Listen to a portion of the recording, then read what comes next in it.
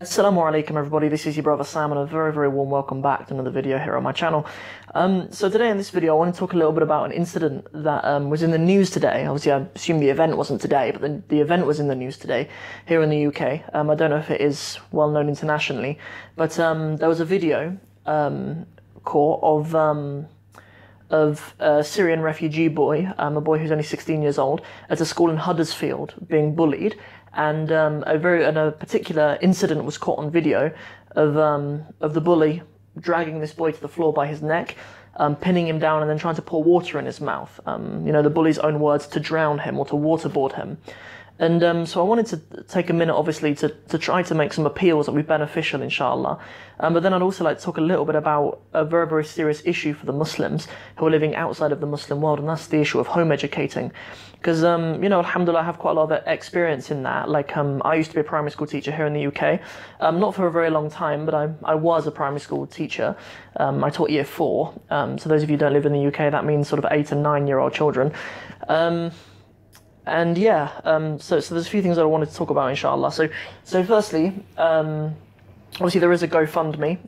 There is a GoFundMe page to raise, I think it's £75,000 they want to raise for the boy's family. Because I know that boy and his sister have both had some serious issues at that school, and I think there's even been an attempt at suicide and, some really serious stuff. So there's a GoFundMe page, so please go and support that, Inshaa'Allah. I'll leave a link in the description to this video.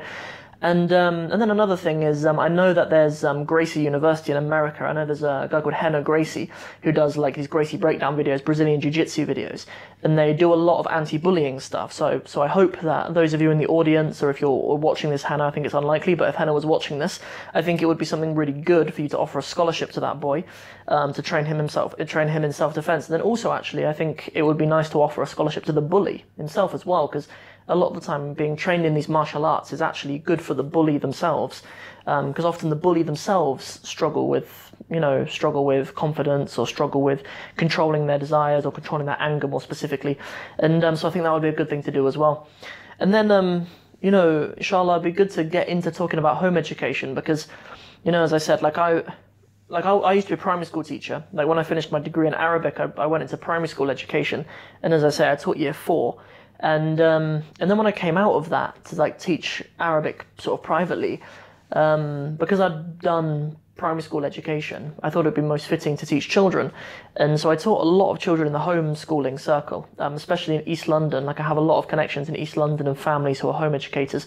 And so I'd like to talk about some of the benefits of that, some of my observations, because I've literally taught students definitely in the tens, if not the hundreds, who are both state school educated and home educated, and I'd like to break down some misunderstandings about that, and and some other things as well that you can do to get yourself involved in it, because I think it is a very real solution here in the UK. Families who are worried about their children getting involved in certain things or being victims like this.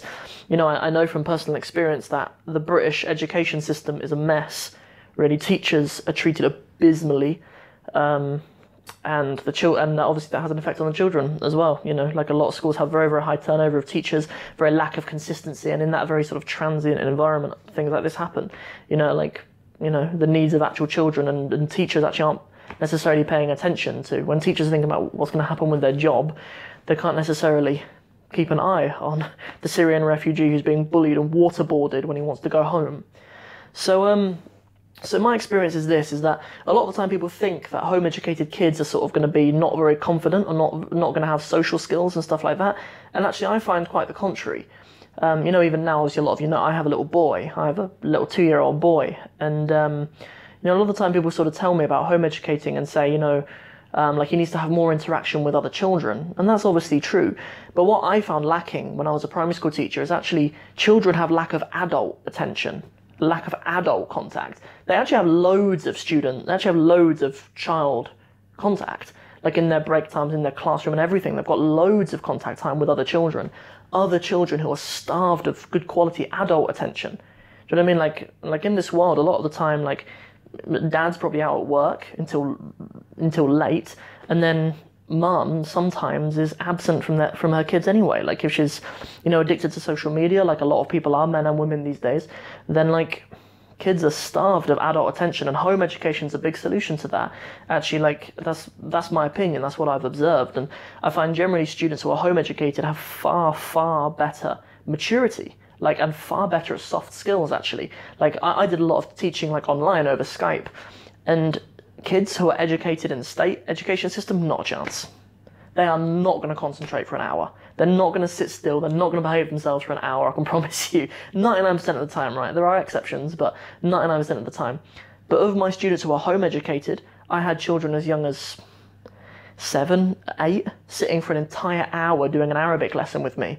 And just a much higher level of comprehension as well, and patience and maturity and balance and stuff as well. Like, I just found, like, just the etiquette and behaviour and also academic ability of children who were home educated was just far above those who were state school educated. And I think that's quite telling. You know, I think that's very telling. So that was kind of my observation.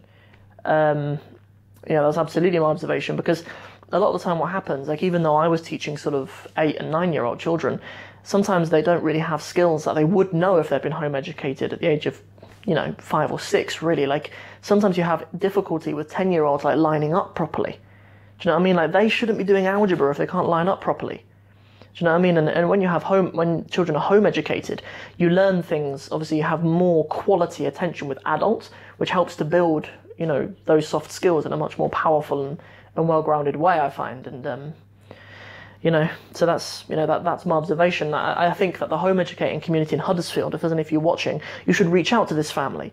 You should try to help those children actually get out of the state school education system that has neglected them. I think that's a very, very serious solution that a lot of people should consider. So on top of that, how to get involved in it. So there are some really, really popular blogs that home educators use. I'll leave a link to a number of them in the description, particularly Muslim home educators from here in the UK. I think one of the blogs that I read sometimes is based in America, but it's the same sort of stuff, it's the same sort of thing.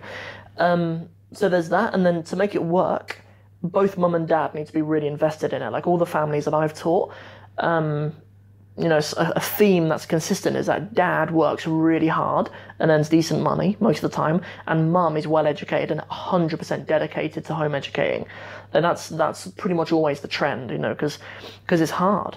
Like, it's rough, like, something that I would love to do, but I mean, my wife and I, we have certain things in our situation that would make it very challenging for us to home educate our kids, Inshaa'Allah. So it's tight, right? And in that tight situation, you need to be as efficient as you can.